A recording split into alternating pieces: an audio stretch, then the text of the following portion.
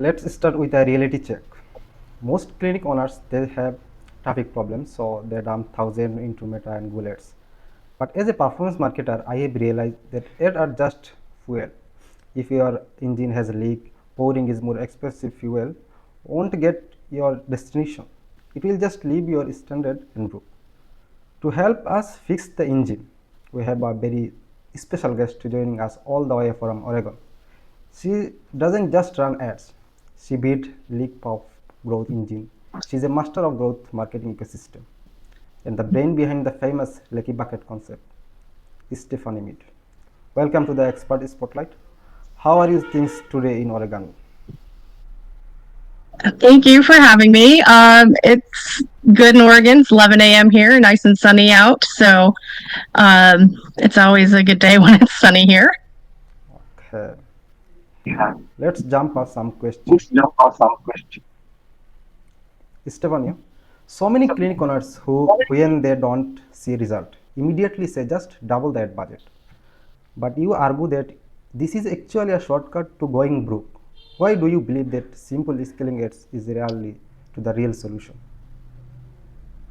So yeah, that's one of the biggest things that I see is leads aren't coming in, so let's put some more money into the ads. But the problem with that is most clinics have, different people running their ads. Sometimes they have an agency, sometimes they have, a random person that told them they could do a good job doing it. But the biggest problem is whether the leads are good or not, before they even get to the clinic, nobody's there to answer them. So like if somebody fills out a form and it takes, 30 minutes even to get back to that person, you might have already lost them because they're not going to pick up their phone. They're not going to answer their text messages. Like they're gone.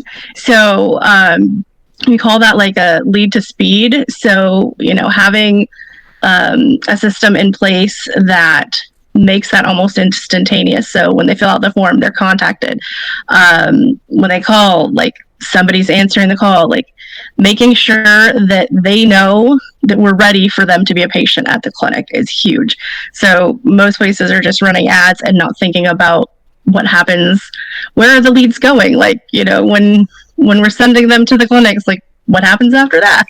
Yeah, yeah, that's a powerful perspective. Yeah. Yeah, let's question two. I personally use Go High Level to automate a lot of things like 2-minute leads follow up and booking reminders. But you are a huge advocate for human empathy. Is it actually possible to keep that human touch while using automation? How do you balance the two? Yeah, so I also use Go High Level. I recommend it to pretty much everybody that I work with just because, having everything all in one system really is very helpful for managing all of the marketing, to be honest. And we have done the AI receptionist route through Go High Level, and it did not work out well for some of the clinics that we implemented it in because obviously, when you're in healthcare and somebody's calling in, they don't want to speak to AI, they want to speak to a real person. So, one of the things that we've started doing is still using the AI receptionist, but making it clear that that's just the first touch point. This is just saying, hey, we're here. We know that you've reached out. Let's get you over to our patient coordinator to get you scheduled. Or if it's after hours, it's simply saying, hey, we're going to be contacting you when we open at whatever time it is that we open, 8 a.m. We're going to be contacting you to get you scheduled. So we're still using the AI, but we're letting people know that it is AI. There's no need to like hide it and make it seem like it's a real person because we all know that it is not a real person. And I think that's where the disconnect was, is trying to pass it off as the front desk receptionist when, most people that are talking to it are like, yeah, this is not your front desk receptionist. Yeah, yeah, I see. So just kind of keeping the human element well, leveraging the AI. So using it as a tool and not the replacement for the human on the other end. Yeah, yeah, spot on. Okay. When I am auditing a campaign, the tracking often looks fine, but the conversion aren't happening. Aside of technical errors, what is the one silent leak? that most clinic owners miss that actually during their bank accounts?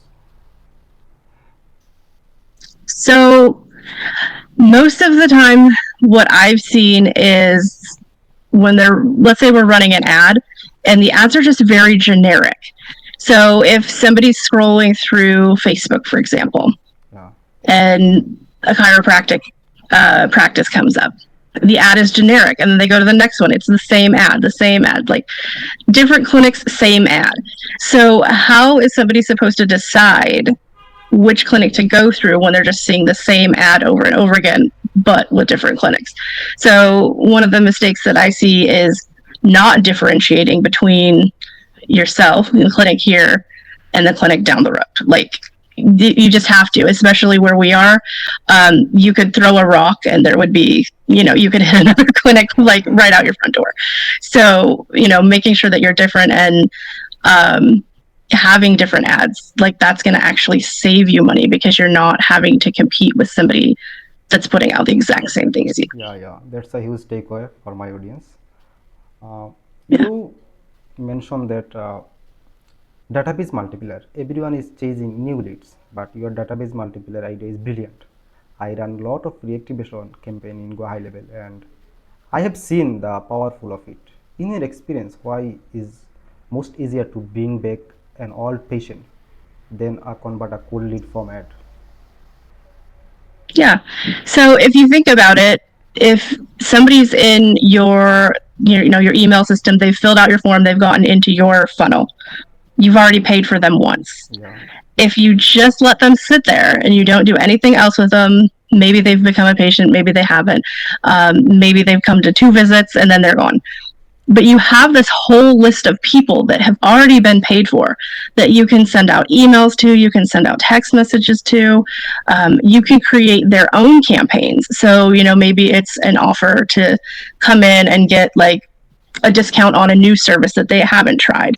Like, Okay. using those people that have already been paid for, you have this whole other bucket. And instead of dumping money into your ads and dumping money into all this other stuff, you're over here and you're like, okay, these people have been interested once. Let's keep them interested. Let's keep them coming back. And I think that's one of the things we call like that reactivation, but it's one of the things that I've actually seen missing in a lot of marketing when I go in and look at clinics and do audits on their marketing. Okay. It's a good for some reasons of nominalize. Okay. Uh, I think you know very well because you are in marketing so many times. A lot of clinics struggle with managing 5 or 6 different vendors, one for SEO, one for ads, one for social. How much easier does their life becomes when they have a strategic partner of a frictional direction obsessing the entire pictures?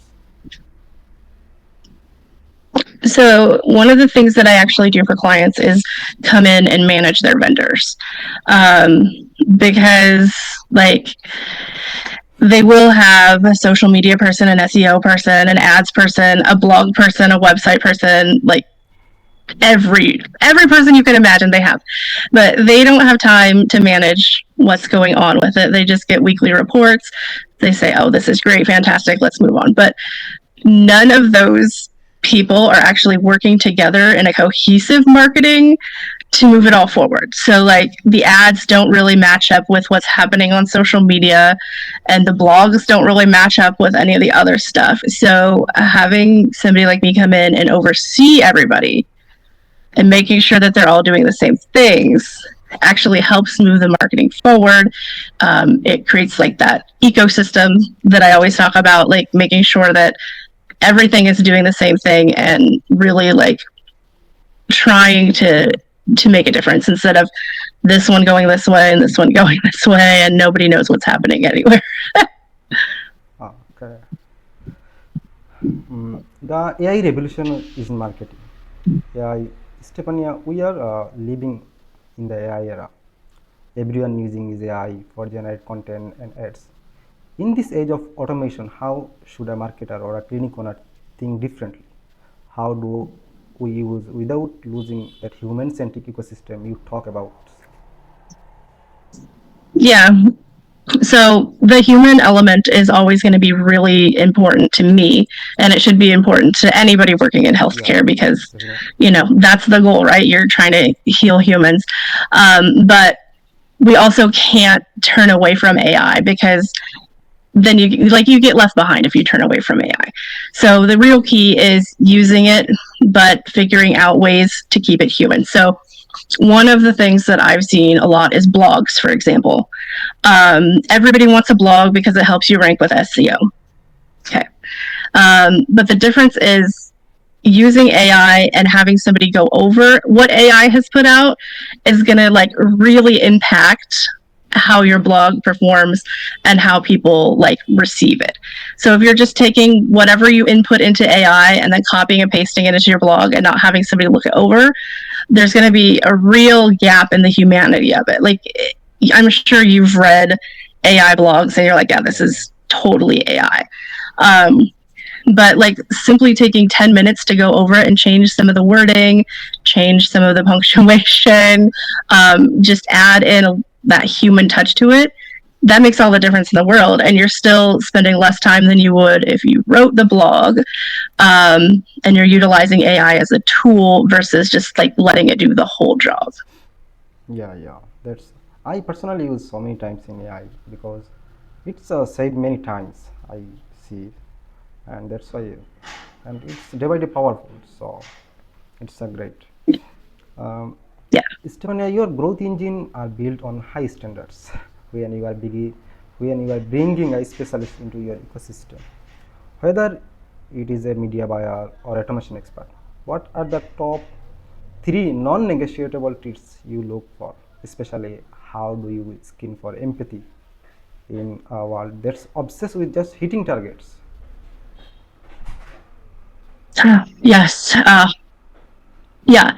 So everybody knows marketing is all about the KPIs and the goals and all that, right? Yeah, But there's always that I always come back to the human element of everything.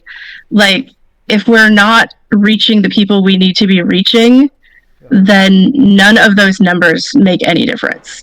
Like, if there's somebody that's trying to find a chiropractor, for example, because they have leg pain, if I haven't done my job in getting out social media, getting out the marketing, so that when that person goes and looks for it and they find it, then I haven't done my job well. So like that's one of the top like non-negotiables is always thinking about the people that I'm trying to reach versus any numbers that I'm trying to hit. Like, it's always focused on the person. And then the other ones are obviously making sure that lead systems are in place. We're not just dumping leads into an email and hoping that the receptionist or whoever's getting those leads is actually making the calls back and getting people scheduled. Top priority. And then the other part is making sure that we're going through and reactivating those patients that we lost and however we lost them. Like, yeah, those are the three things that are really important, I think, in marketing is the people, the leads, and then keeping the leads, like reactivating them, keep them going. yeah. Exactly, Stephanie. That's a great perspective. Um, when I am setting up automation and ads for my clients in go high level, I always notice that if the system isn't ready to handle the leads, that marketing budget has zero value. Your ecosystem model is a total game changer for that. To everyone watching, especially if you are a clinic owner, that message for you to clear. Check your infrastructure before you scale your ads. So, Stefania, thank you so much for those valuable insight. I think I kind of fell into this industry.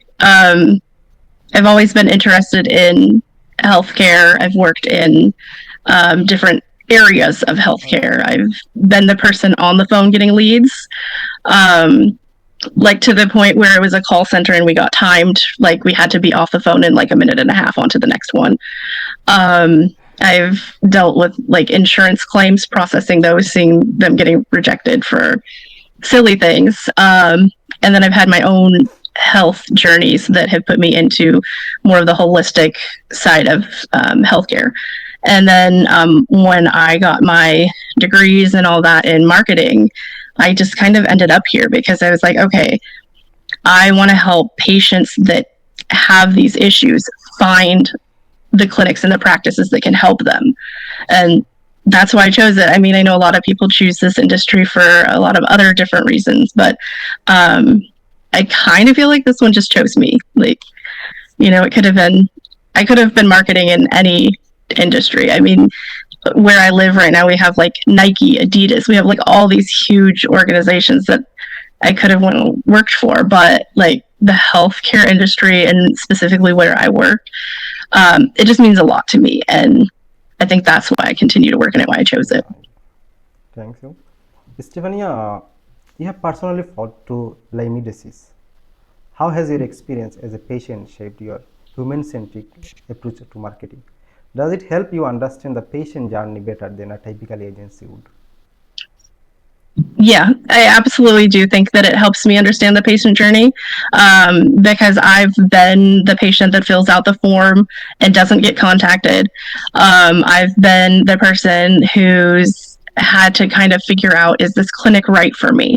Like, are they going to help me with my issue, or am I going to go in there and they're just going to be like, we're not going to be able to help you, like they're just not the right fit. So I think that as a patient, I know what I look for, and I'm hoping that as a person in marketing, I can put that stuff out to kind of answer the patient's questions that are looking for us. So like we do that on our social media. We kind of like to put out our brand vibe, like let them know what they're going to expect when they come in, through services, through education, like all these things. My biggest concern is how the patient is going to perceive us and how that's going to translate into them coming in and becoming a patient. Yeah, that's huge take up for my audience, and your perspective is very powerful. So, thank you so much for joining us, and you share your lot of experience within 30 or to 40 minutes, and I'm glad to you for joining us and give me the opportunity to discuss about health industry and marketing. Thank you so much. Yeah. Yeah, thank you so much for having me. I really loved talking about it and talking about marketing and all of that. Yeah, I know you are so